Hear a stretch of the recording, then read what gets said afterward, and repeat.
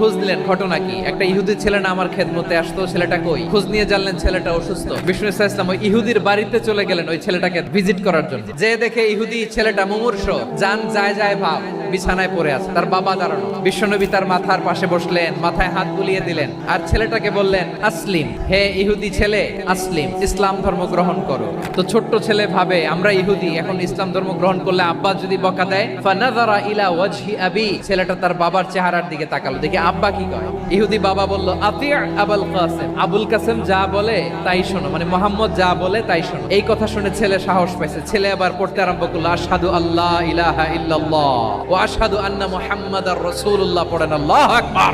এবার রাসূল সাল্লাল্লাহু আলাইহি ওয়াসাল্লাম বের হয়ে আসলেন ঘর থেকে আর বললেন, আলহামদুলিল্লাহিল্লাযী আনকাযাহু মিনান নার, প্রশংসা সে আল্লাহর যে আল্লাহ জাহান্নামে চলে যাচ্ছিল প্রায় এমন একটা লোককে মুহূর্তের মধ্যে কালেমায়ে শাহাদাতের বদৌলতে জান্নাতি বানায় দিলেন। আওয়াজ করে পড়েন সুবহানাল্লাহ।